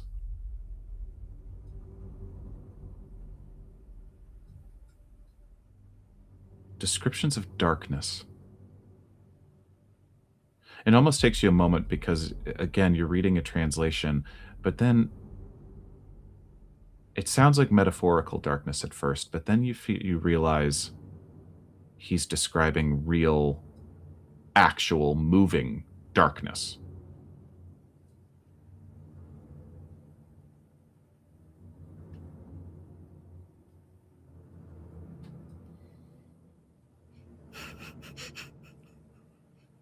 Uh-huh. Oh, you guys. Give me an occult or an intelligence roll, please. Okay. You have a bonus die if you want to use it. I've got an 80 and I'm Oh, actually, you don't have a bonus die. I'm sorry. But you do have an 80 in intelligence. Yes. Who did it this time? No. That wasn't it. No, I misspoke. That was me. Because yes, you had two, but they kind of canceled each other out. 55. Under 80. Not a hard success. That's a lot of luck points to spend, and 55 under 80. No, but that's fine. That's fine.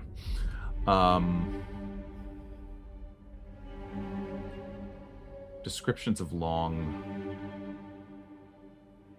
journeys.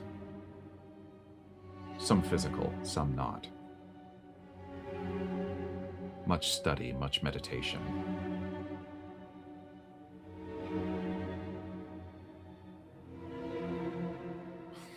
And you find, deep within this book, near the last pages, in the scribblings of a 500-year-old wizard,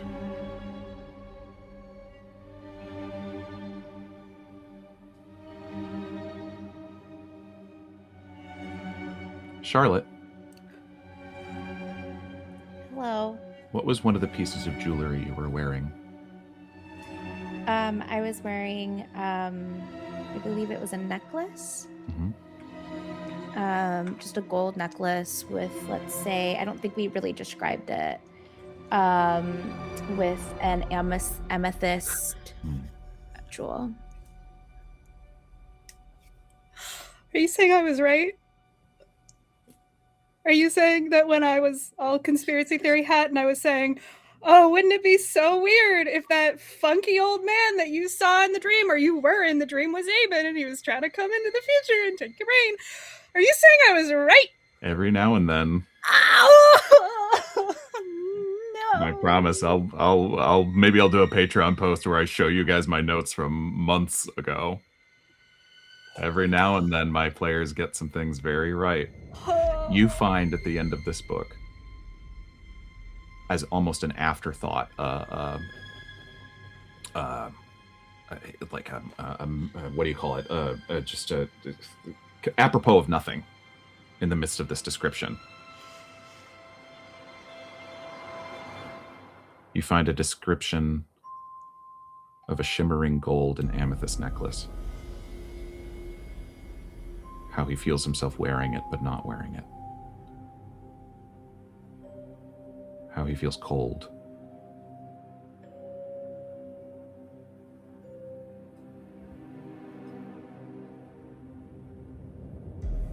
And there's something in the clear description of it But as your eyes flit up, you see one of these same pieces of jewelry, and your mind probably doubts it.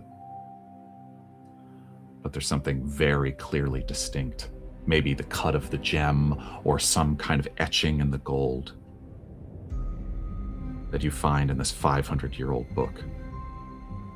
You find he's very clearly describing is sitting there in front of you. Maybe it's still on Charlotte's neck.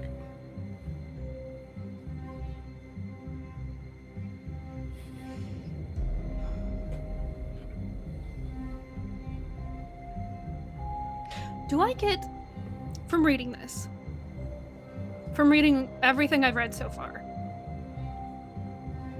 do I get a sense of who he was at the end of his life?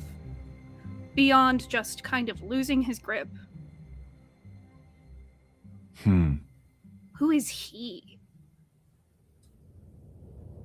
What does, like, is there... I don't think that would be here in this book. Yeah, okay. I think this book, I think you trail off with, I think the book probably ends or doesn't really end with a mention of possibility. Surena, do you remember if Lorelei had said out loud what she had been thinking? I think I did. I think I had said something about... I think I know you said it in game. I'm not sure if it was out loud to the group or something that you thought. I think it was said out loud, though. I think so, too. Yeah. I'm fine with that. I mean, Lorelei is really, honestly, not the type to keep things from her friends. Yeah. Even though this is... Not much filter, yeah. She really doesn't. Yeah, agreed. There's a part of her, for a split second, that goes, maybe don't show her. But it is better to be informed and scared than uninformed and vulnerable. So she... Where is Charlotte right now? So, in the book, it said cold. Like, he felt cold, right? Mm-hmm. And so... After a description of darkness. Yeah, what's interesting is I had as Lorelei is reading the book makes Charlotte a little, like, uneasy, but it feels like a necessary thing that Lorelei is doing. Mm-hmm. The living room itself is very tense. Mm-hmm. There's a lot of feelings, and so Charlotte actually walks into the backyard, and it's evening, it's night, Mm-hmm. and I'm kind of, it's sort of this cabin in the middle of nowhere, and so you can see how brightly the stars are shining. And so she takes a couple of steps out and feels the cold, like, forest air on her skin, and just kind of looks up at the moon and the trees, and she I don't know, it's sort of like, you know, when you stare, I don't know if you guys were like little weird moon kids like me. 100%. I knew it. Yes, I knew. Absolutely. Great. Okay. I wasn't obsessed with Greek mythology and the constellations. How dare you accuse me of that? We're all here. What? No. We have all You're- clocked in yet. You are among friends. But like when I was little, I used to like look at the moon and sort of like imagine diving into it. Like it was like a pool of water, kind of. And so I think that's what Charlotte's doing. She's just like taking in the moon and just imagining herself falling into it. Fully just in a house coat and slippers, Love this. Lorelei comes out the back door and goes to stand beside Charlotte with the book in her hands, tucked under an arm. And she's looking up at the sky as well.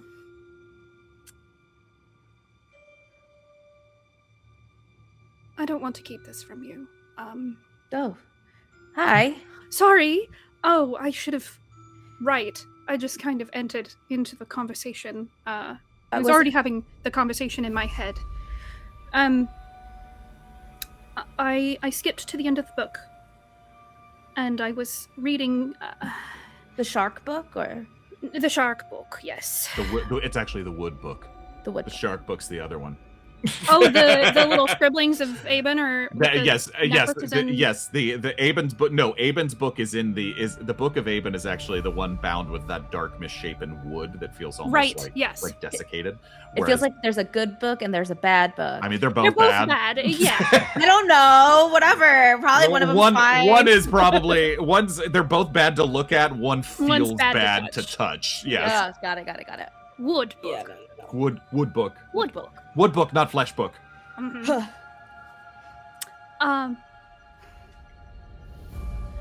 Do you remember how I had postulated, how I had feared, how horrible it would be, I said, if that person that you were seeing through the eyes of in your dream, Mm-hmm.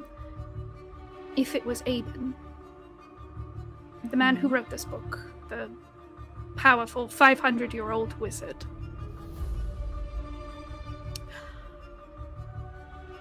Okay. I know this book is terrible. I need you to read something with your own eyes. And she opens it up and shows her the passage about the necklace. What happens when I read this book? You read this book. And you read this description, this passage that she points out to you specifically. And something in the description of the darkness, the way that shifting darkness that you felt pressing into your brain, that was suddenly then flooded with images from out of time. Something about it sounds very familiar. And it's like you're struck with the strangest sense of deja vu. And then you reach the description of the jewelry. And it's all that night. You were wearing that necklace. You saw those dark things. And you felt that cold. You felt that cold because then a blanket wrapped around you without you even having to touch it.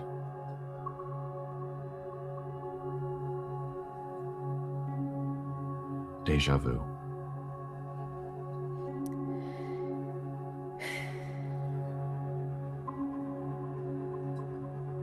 Huh. At least now we know who's knocking at the door. It's interesting because you say who's knocking at the door, but it feels like it is me. Does that make sense? That you are Aben. I don't no, it's not what I don't know. I'm just saying that this feels like I know it. Mhm. And if he knew something that I know, then can this book change? What? How does it? Because it supposedly is, so old, so ancient.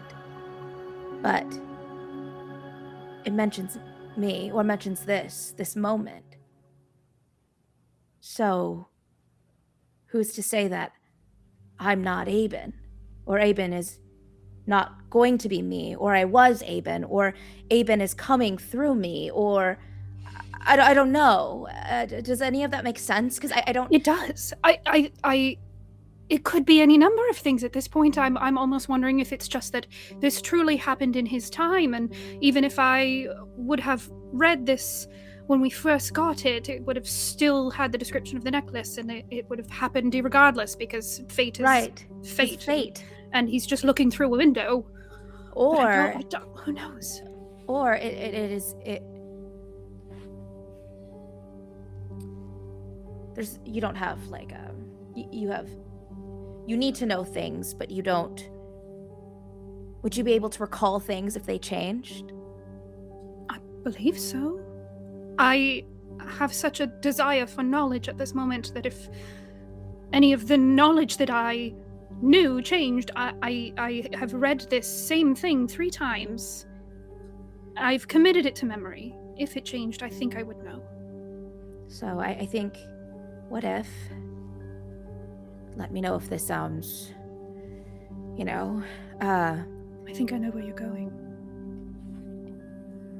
when we go to sleep tonight, I'm going to try to reach out. I don't know how, I don't know what that looks like. I have no idea, but if the door's open, then presumably I could walk through it too. Yes. And then you read the last paragraph, and if that's changed, then there's something that is affecting an outcome. I think it's incredibly dangerous. But if it is something that you want to do, I will be there. All that I ask is that you let me be there physically. With you. While it happens. Sure. I think that's probably a great idea, and we can tell Eden as well, to make sure that... But would you know if I'm different? I think so. Okay. I think I know you decently at this point. Well, we can And there's try... nothing that we could, any kind of code word that we could come up with, because if he's in your mind, he knows you. He knows the code word, so I think I could tell. So I'm going then to do something very excruciatingly uncomfortable. I am going to then trust you with my objective reality when I wake up. If you're telling me I'm different, then I'm different, and I will have to believe you.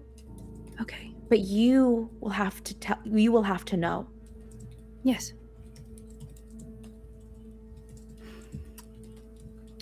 Okay. Great. We'll just have to put me to sleep then. Let's go inside. Wow. Thank you for trusting me. It means a lot. And you mean a lot. I don't want the things that you're reading, the toll it is inevitably taking on you in some way. I don't want it to be in vain. I don't want it to be for nothing. And if you are so smart. So yeah, I trust you. But also, do a good job. I will. Okay. I think before they head inside, she's just gonna hug Charlotte really tight. Mm-hmm. She hugs her back.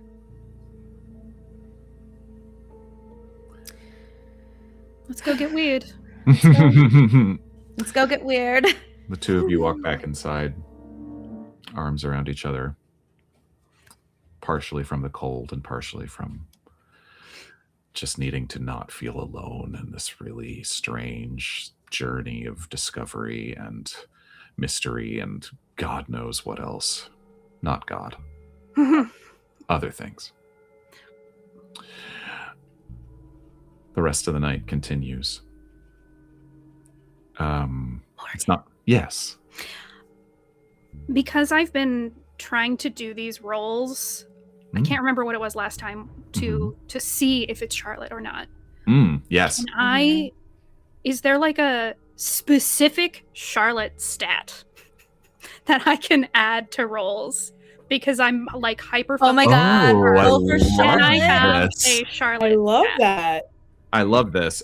You mean, okay, I mean, I think I would feel okay just giving you a straight bonus die at this point for your, but we know psychology is not your strong suit. No, So sir, it is not. So, It's mine. Uh-oh. I have a 10.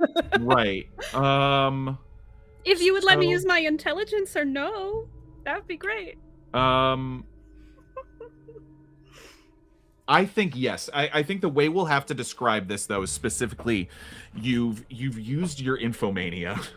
Because yes, as you were just describing, Lorelei's thirst for knowledge is now neurotic. It is now fully realized in neuroses.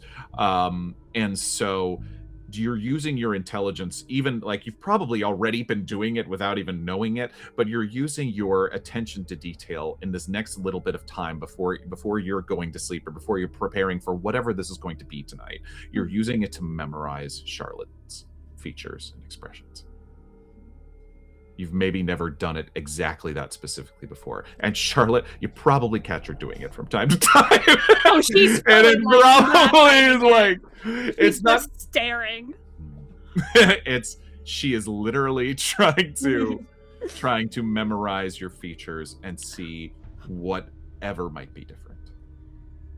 I think that what Charlotte does, because I also don't exactly want to be, like if somebody is like over looking at you and you get kind of weird and you're like, you stop like learning how to walk normal. I don't know if that's just a brain experience. The act of being observed changes you. Yes. Yeah. It changes you. Yeah. And so I think that Charlotte like gets a little drunk. Sure. Love that. To just like honestly great. Makes sense. Getting to know you when all your inhibitions are down. Yeah. Even better. Even better. This is getting sexy. All right. Whoa. Just kidding. We all ship each other's characters. I know. We're fully aware. Yeah. One really sad polycule. Yep. Saddest. The saddest polycule. Oh, God. Call a Cthulhu. Saddest polycule. Tagline for the game. Okay. Sorry. Where do you set this up? Do you set this up? Is it over one of the beds in the second bedroom? Yeah, there's like the soft sound of Diarmid snoring heavily in the next room. Yeah, I think that there's like that. You said there's a room with 2 beds. Yes. Okay. Yeah, I think. I don't know. Does it make sense for me to sleep in the room or on the couch? Where are you most comfortable? The bed, for sure. A bed. Okay. Hi, Eden. I'm gonna get into my mind. Horribly stupid. Come with us, please. Okay, sure. And she gets up, puts down her glass of whiskey, and kind of has a misstep because she's drunk. Absolutely. Yep. But she's gonna follow. The episodes where you guys start drinking a little bit are always my favorite. It's great. They're so real. Yeah. As we go up to the bedrooms, because you said it's on the second floor. Yes. I'm gonna just info dump onto Eden with a hand on her arm. So this is what we're going to do. I'm going to contact Aben.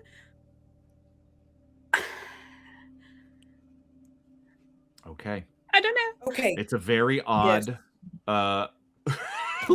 Charlotte, it is like, okay, now go to sleep. I'm like, okay, so like, can you like tell me a story or something? I'm gonna sit beside her bed in a chair, knitting, and I think she's gonna tell Charlotte how she met Wally. Oh, like just share that sweet little story about how she fell in love with Waleed immediately. Like she knew as soon as she saw him, she like leaned over to her friend. They were in they were like 14, and she leaned over to her friend and she goes, "That's the man I'm gonna marry." And her friend was Mildred, and she said, "What are you talking about?" And that was like, Waleed was the only person she dated, and they married pretty quickly, which was, you know, pretty normal for the time. Sure. After a few months, they didn't even make it to a year. But she tells Charlotte all of these very sweet, like, things they would do for their anniversary. The way that Waleed would go to the garden in the morning and bring her some fresh cut irises when she was feeling ill, and he would have like a little breakfast tray for her. Things like the way his mustache twitched when he got angry, and all of these little details about, you can tell hearing her, this is someone who is deeply, deeply in love. They're one of those very rare relationships that make you think, oh, love is actually real. Love is true. And true love exists. It's just very rare. And I think as Lorelei is, I think probably on her 5th Waleed Yeah. anecdote and experience story. It's like Charlotte stayed awake for like the meeting. Charlotte was enthralled, and then it was I think gradually Lorelei, who is very in love, starts to just talk about their everyday. Mm-hmm. And it's so important to Lorelei, but it is so like, and we went to the grocery store, we found Mhm. Finnegan, Yep. and Mrs. Finnegan said that, and Right. Charlotte's The point is to be so boring that it lulls you to sleep. Yeah. Adorable, but Fantastic. also exhausting. Yeah. Okay. This is what I'm gonna need. Lorelei, let's start you off with that intelligence roll, please. Do I get any Charlotte advantage? Yes, you do get a Charlotte advantage. Or a bonus die, yes. Which allows you to re-roll the 10 value. Yes. Let me try it, but I think that first one is pretty good. Yeah, 38 under 80. Yep. Okay, that is a clear, hard success. Okay, I'm making note of all these things. Charlotte, yeah. you specifically set out with this to try to... It's almost like a lucid dreaming exercise, right? Mm-hmm. Where you want to try to reach back to that dream you had 2 nights previous. Mm-hmm. That dream of that shifting, roiling darkness and something like a door that came open. And those flashes of that time and somewhere else. Roll me a power roll. You do have a bonus die if you want to use it. And I am going to roll a power roll. I have a bonus die from Angel Devilson. Thanks, Angel. I never roll high on these, or low, but I rolled a 17 under 40, so that is a Incredible. hard success. Incredible. I won't tell you what the score that I rolled. I just rolled an 8 with that bonus die, Angel Devilson. Nicely done. That was actually quite a big help. Because unlike most contested power rolls, this person on the other end of the line would like this call to happen. I figured. Okay. You close your eyes. Lorelei's voice drifting through your ears. And slowly, your eyes flutter into just darkness.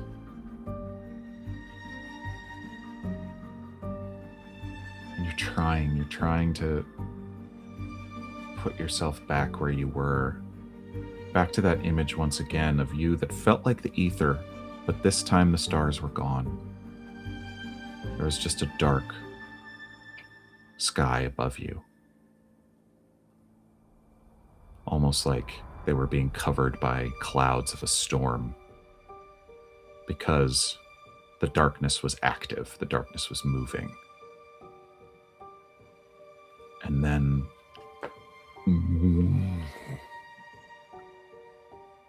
you feel something press in. And this time, how does it feel to... Is it a welcome? Is it a grab? Is it a leap towards? It's like if you like accidentally like trip and somebody corrects you, it's that feeling. So it's helpful, but it's sudden. Got it. It's almost as if you feel this same curious energy start to make its way once again, and you almost feel it as if it's slipping off and you grab its hand. Mm-hmm. There's something oddly comforting in that dark cold. Because for the first time in a while, you feel a little more in control. Mm-hmm. And then that image of that door and a lock coming open and flashes behind your eyes. And this time, it's not instantaneous. This time it's not like fragments. Mm. This time it's like your eyes slowly drift open again.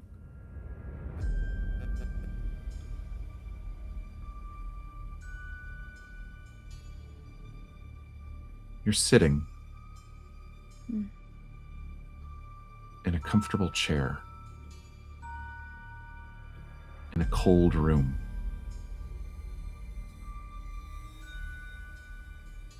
You almost shiver, but your eyes come open as you're sitting in a circular chamber. Smooth gray stone walls. And you realize why you're cold, because as you're sitting there off to one side, you look out and all you see is white. Hills, mountains, stretches of white snow, like you've never seen before. You're familiar with winter. You lived in New York City and New England. You've never seen winter like this.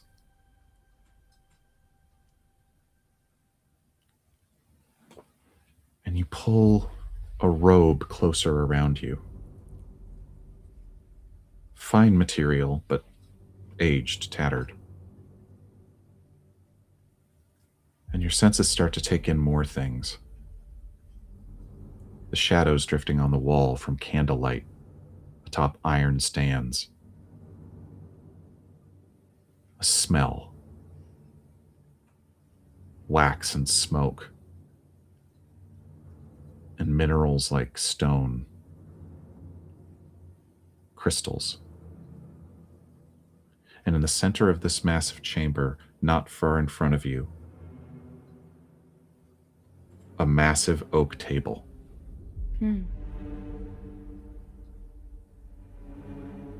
As you look towards the table, you see charts, star charts, carefully, meticulously drawn on yellowed parchment. Webs and constellations drawn, circles, spirals, intersecting lines.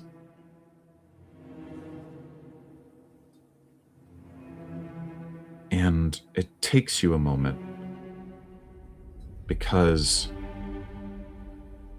you've probably seen, charts of the constellations, things of that nature. People have been studying them for thousands of years. You'll come across them in classics or humanities books.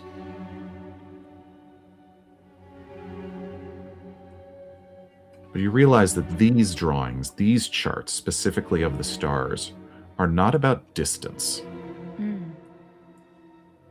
They're about time.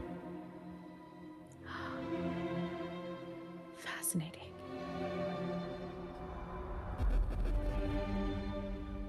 And you see scrawled, one of the last things you see is scrawled along the top of this chart, written in the margin.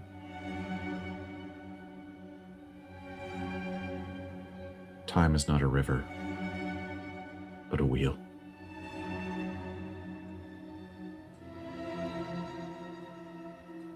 Eden and Lorelei, as you're studying and watching, you realize your friend has gone to sleep.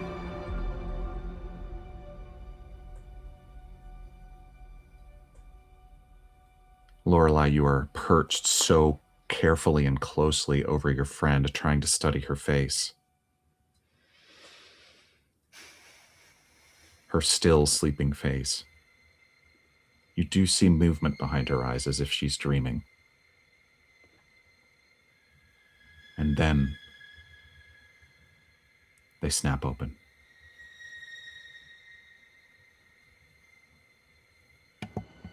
The irises are dark. Very dark. Not the irises of your friend. And Charlotte's mouth opens. And in her own voice, but not her own eyes, Charlotte says, "The heavens record what men forget." Aben. And that's where we're going to stop tonight. Oh my gosh. The heavens record what? I have to write this down. Okay. The lore tonight! We've had a lore drop Stick with it. everywhere. So The good. lore tonight! My gosh. I'm scared. Good. Oh wow. I don't Heavens like you very record much right what? now. I'm delighted. Personally, Wow. I think things are Wow. fine. I mean, don't get me wrong, I'm having a great time, but I don't like it here and I'm scared. I'm scared. I am afraid. That is terrifying. For sure, for sure. Okay, all right. Cold rest gonna be short rest gonna be wild. Short rest gonna be wild. Yeah. Cold rest. Good lord. I Short rest about to be cold. right. That's what it's about to be. Short I rest- was short rest. right. About to be legit. So correct. You were so correct. Rachel in such a big way. If you had that Wow. moment at the DM where when you said it several weeks ago, I was like, well, she just full on guessed it. I can't believe she guessed it. She absolutely guessed it. And I'm like, Because you gotta I let your have players anxiety. be brilliant sometimes. I have anxiety, so I have to think about every possible horrible thing that could happen. That's so true. Oh my god. And Oh I my was God. right. That's the funny thing about anxiety is that if I think it's gonna happen, I can prepare for it. But I Oh, didn't. jeez. At the end of every episode, I haven't No. said this to you guys yet, and I'm just going to get it to you right now. At the end of every episode, we like to read off certain names of higher level patrons and the styles of their choosing. It's something we do for fun, to just For give fun. ourselves a For fun. a breath of fresh air, if you will. I'm gonna put it here in the chat. Dang. I feel Um, like you I'm see- going crazy, not Lorelei. That's intentional. How I love dare you. you I'm sorry. find you? Oh my goodness, we have some amazing suggestions tonight. Some of them quite seasonal, which I like. In fact, wow, no, this is perfect. I planned this beforehand. And it's just even more apropos for tonight. For Team Force of Shadow, we're going to start with a suggestion that started from Idaho Judd, and then I tweaked it a little bit. I tweaked it before the show. Wow. I got wait, there's something here. I got one of their suggestions and I tweaked it, right? Like, do we hear this? Do we hear that? Okay, never mind. I'm gonna shut up. Oh, no. I was there with you, unfortunately. Good. What? No, okay. I just did it. I was like, no, freaked No. it. Didn't work. No. I didn't freak it. I Oh, didn't no, freak okay. it hard No. enough. The suggestion is what we'd really, for Team Force of Shadow, what we'd really see if we got an extreme success on a psychology roll on each other. Oh, I Oh. can't wait. Wait, really as the we should characters or as the people? I Dude, think as the people. I think as Oh, each other. God, I'm so Oh. sorry. Don't go in Ah. there. Ah. Oh, sorry, I scared Maple with that sound. Oh, I think I'm God. No. That's all it is. That's No. the answer. We it's okay. I definitely could have fail waffled that roll. Sure. Maybe. But now And- you know everything about us, Lexi. Like, you Mhm. didn't fail waffle that roll, and now you can link and break into all of our minds. Whoa, Wow. that's true. Ew. And Just honestly, isn't the comfort of this game that we all think we're nuts? Isn't that kind of the Well, gateway guy of yeah. togetherness that kind of brings Oh. us all together in that way? Great point. I will give you a real quick the Black Kakari trigger warning. Oh, There's a lot of Wii sports music playing in there. Yeah, a lot of it actually. Actually. I Just haven't a played warning. Wii Sports in far too long, but that sounds very relaxing, actually. No, it's not. Oh, no? Okay, It's got constant and it's loud. it. It's kind of on loop, and you kind of Yeah. have some Wii Sports Resort music in there too. Well, I only and know a short also part of the- it, so that's the part that repeats. Yeah, it's the Gotcha. part with Abracadabra over it. Yeah. Oh, Yeah, sure, yeah, sure, yeah, sure. yeah, Right. yeah, Yeah. Not to be unliberally loquacious, but if you see Lexi, this is mostly just for you because I don't want you to be scared. If you see an Idaho Judd in my brain, in my mind, you just What? turn around. What you think You about just that ignore Idaho it. Judd, Serena? Just No. There. You It's, can tell. it might be a sleep paralysis thing sometimes. But Does yours appear experience- I call my sleep paralysis demon Idaho Judd. I yours see the appear Idaho like that? Judd right when I'm about to fall asleep. Yeah. Oh my God. Yeah, always. Like Thank when I you, was T-Force. Yeah, I little. know way too much now. Yeah, I used to call the quick oh no, that's all of them are in chat. No, I know. It's No, all all that's of good. number, them. yes. I know they're Definitely all the in number. chat. I apologize for doing it that way, but yes, Yeah. that's all right. Unbearably loquacious got mentioned on T-Force's Shadow Yeah. tonight. That's beautiful. Sorry. We love you. That's great. But You had a little gateway guy moment into another team. hey, there you did. go. Hey. I'll be here all night. Angel Devilson gives us a nice suggestion for Team Force of Light that's very seasonal. The graduating class of 2026. Oh, It's very my broad, God. so we can just kind of do that whatever. we Yeah. want. I don't know if I'm pronouncing this right. Angel Devilson? Angel Devilson? Anhuel, don't- it's Anhuel. Well, well, On here's your diploma. I'm Anjuel. just the secretary. Devilson, we will Uh, now implement the AI recording or Yeah. the AI name AI mind generator. Daryl Fen. Oh, it's Fender Real. Okay, it's fine. Why do I have guess. two AI prompts? I'm just one person, and that's City. fine. It's like Ray, sing girl.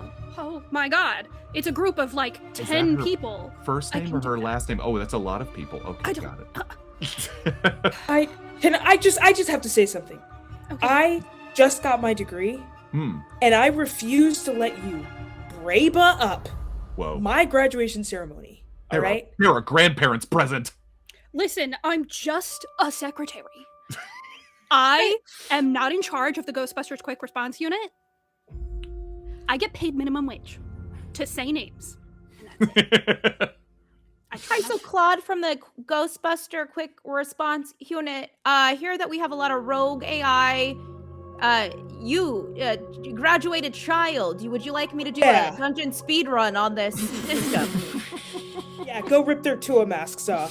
Whoa. Okay, all right. All right, all right, let's, all right. Let's pull it on down here. I think we're all getting a little bit All right, unbearably Jules. loquacious. Okay. Just Jules is the valedictorian. She'll be giving the speech.